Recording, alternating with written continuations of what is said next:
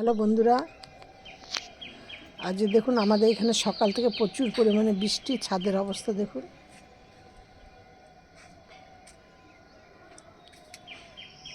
আর তারপরে বৃষ্টি তো হয়েছে, বৃষ্টির পরে এখন উৎপাত হলো, বৃষ্টিটা একটু কমেছে। হনুমান দেখুন, সব হনুমান এসে এই দেখুন, ওই দেখুন,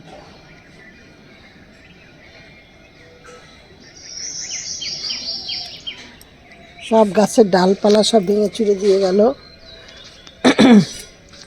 তারপরে বেরি ফুল গাছের সব কড়িগুলো খেয়ে গেছে।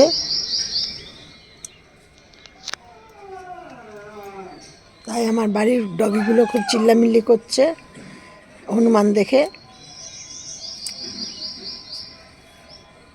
দেখুন কত সুন্দর সুন্দর অ্যাডেনিয়াম ফুল ফুটেছে। এই দেখুন, আমার এখানে প্রায় আপনার ধরুন 10-12টা অ্যাডেনিয়াম গাছ আছে। সেই অ্যাডেনিয়াম গাছে একটা গাছ আছে, গাছটি 3টে মানে ডাল 3 কালারের ফুল ফোটে। আর প্রচুর আমার কাঠচাপা গাছ আছে, এই দেখুন। আর নাকচাপা গাছ প্রচুর আছে। এইগুলি আমার আজকের এই ভিডিওর বিষয়বস্তু হলো জবা ফুল গাছ। আর একটু আপনাদের সাথে আমার এই বৃষ্টি নিয়ে একটু মানে শেয়ার করলাম। আমার এই হনুমানের যে গাছের ক্ষতি করে সেই সব নিয়ে একটু শেয়ার করলাম। হনুমান আপনাদের দেখিয়ে দিলাম। এবার দেখুন, আজকে এই বৃষ্টিটা হওয়াতে, মানে কালকে রাত্রেও বৃষ্টি হয়েছে, গাছগুলো দেখুন কত সতেজ হয়ে গেছে। এমনি আমার গাছগুলো সবই সতেজ, কিন্তু তা হলো যেন আরও সুন্দর গাছগুলো হয়েছে।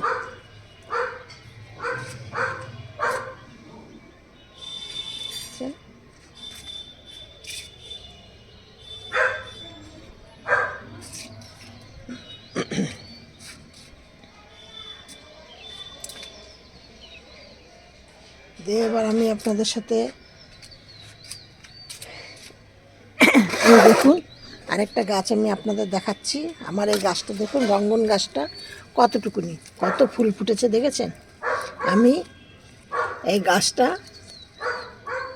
একটা ডাল থেকে গাছটা হয়েছে, দেখেছেন কতগুলি। কিন্তু এই রঙ্গন গাছ লাগানোর জন্য মাটি কীরকম দরকার, কিভাবে বসাবেন, এইসব নিয়ে বা কী করে আমি ডাল থেকে চারা তৈরি করলাম, এইসব নিয়ে আপনাদের সাথে পরে একটা ভিডিও করব। আজকে আমি আমার এই জবা ফুল গাছ নিয়ে একটা ভিডিও করছি। মানে জবা গাছ দেখুন কত পরিমাণে কত কুড়ি এসছে, কত। শুধু আপনাদের এই বৃষ্টিতে আপনাদের সাথে একটাই শুধু শেয়ার করব। আর খুবই ছোট্ট ভিডিওটি করব, বেশি বড় করব না। আজকে আপনাদের সাথে এইটাই নিয়ে বলছি। এত বৃষ্টি যদি এরকম পরিমাণে বৃষ্টি, আজকে তো প্রচুর পরিমাণে বৃষ্টি আমাদের এখানে। এত বৃষ্টিতে আপনারা গাছে বৃষ্টি হলে খাদ্য খাবারের সেরকম প্রয়োজন পড়ে না, খোল তো দেবেনই না। কেন এই বৃষ্টির মধ্যে খোল যদি দেন, খোলের থেকে গাছের গোড়ায় কেল্লাই, শামুক এইসব হবে।